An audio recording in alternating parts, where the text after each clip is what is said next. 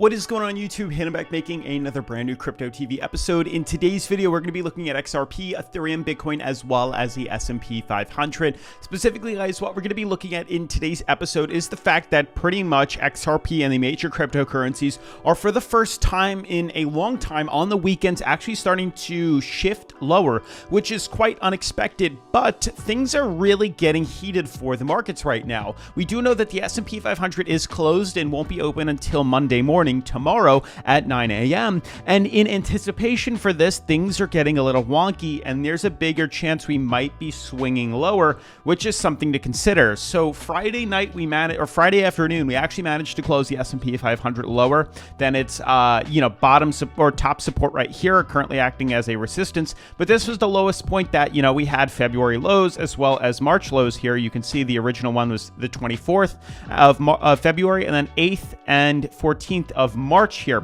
And you can see we actually managed to fall below here in early May, and now the 6th of May here, where we've had two candles actually close us below here. So things are kind of holding on for dear life right now.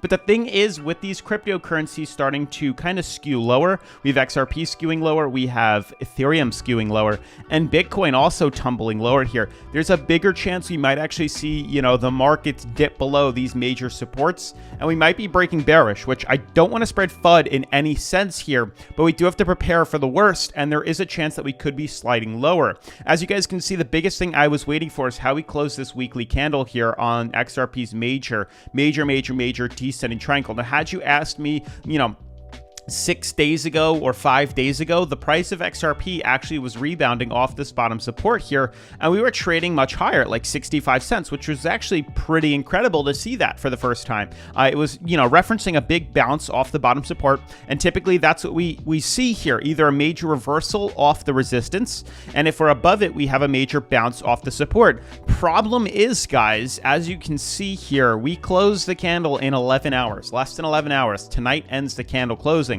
If we close where we currently are, it's looking quite bearish here. If we close below, which it seems like we're doing at 56 cents here, there's a big chance next week, come Monday, we're going to stem lower, which is not a good sign in the slightest bit.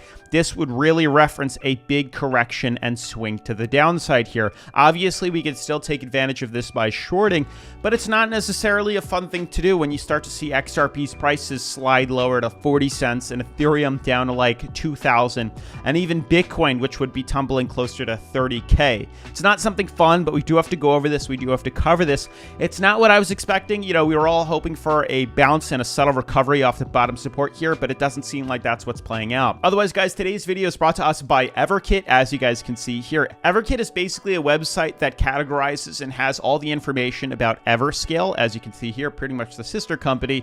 And as you can see, Everscale is basically the solution on the most scalable blockchain network. And you can see it offers bridges and swaps and a lot of interesting information about their ecosystem, as well as validators, developers, community. Lots of information. They're basically a blockchain themselves, which we're going to go in depth in a little more at the end of today's video. So if you want to learn more about Everkit and Everscale, which you should, it's a cool blockchain that honestly is new to me, and it's probably good information for you guys, definitely stick around to the end of today's episode where we'll be going more in depth. I've also linked them down in the description if you want to check them out earlier. But with that being said, definitely make sure to smash the like button for the YouTube algorithm, turn on post notifications, subscribe, and let's dive into today's episode. So guys, first and foremost, markets are all swinging lower. You can see crypto fear and greed index is not looking too freaking good. We're trading currently at 18. We haven't been at 18 in a very long time. Just a month ago, we're trading at 37, which is a little bit of fear, but we keep, slumping lower and lower and lower. Currently at 18 on the crypto fear and greed index. You could see, let's see if we could scale this up here,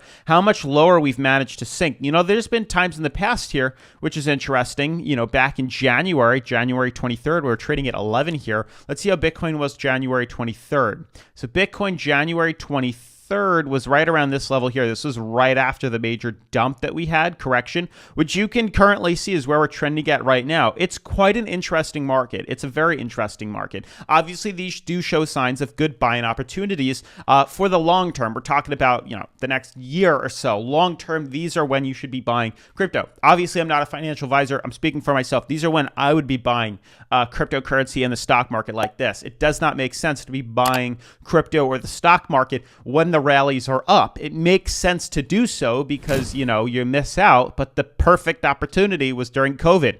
Everybody's scared, the pandemic, everybody's worried, but guess what? You buy in at this dip here, honestly, at any time during this dip, and you would have made tons of money, tons of money. Same thing could be said about what's happening right now with us slumping lower and lower and lower here. It's quite interesting, but it goes beyond just, the stock market, cryptos as well. With Bitcoin, you can see when the pandemic hit, you saw we did have a pretty large tumble. Where is it? Let's go to the 20th. Where's the 20th? March 20th was right here. So the pandemic happened right in this area here. Obviously, if you bought in at any time during this, you would have done incredibly well. Pandemic hit right here. You can see right in March. Where's March? Right around this level here. So March caused the dump in price where we shot from $9K all the way down to $3,900. Jeez. And at $3,900, we've now swung up, to an extremely high level, so you wouldn't be even worried about what's going on with the prices now. But you can see we're getting very close to what I believe would be a bottom, a very low point for Bitcoin, which is much closer to about 31K here. In regards to the markets, you can see everything is obviously still skewing lower. We're down about 4% today, which is pretty incredible. Red. Everything is covered in red this weekend, which is not something we wanted to see this weekend. This weekend, obviously, as I've been saying, is very important to what we could be expecting for the future growth of cryptocurrency right now. But with the fact that we're seeing XRP close us below this major support here, which we might end up doing tonight, there's a big chance we're going to be stumbling lower. Breaking through this support after getting rejected off support, there's a very big chance we're going to, tumble quite a bit. We break through this, it's expected to see a continued dump to the downside here.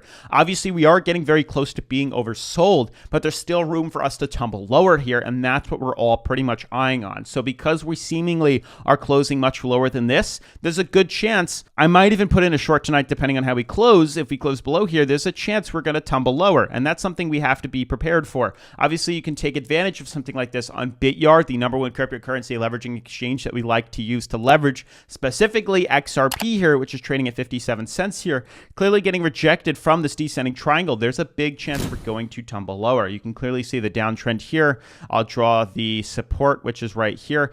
The fact that we're trying to close below here is not a good sign, and if this keeps up, it may make us stumble lower, which is not a good thing. Obviously, we can take advantage of this by shorting XRP, which is probably what I'm going to do tonight if we do actually close below here. Obviously, you just click on market, type in the amount of margin that you want, the amount of leverage that you want, then you type in the market order, the amount of margin, and then you click buy long or sell short, and you can take advantage of the run just like that. It's very simple, very easy. Obviously, if you haven't signed up already, definitely make sure to do so and claim your free cryptocurrency here. Once you have finished signing up with the link down in the description below, then click Get Free Crypto and you're good to go.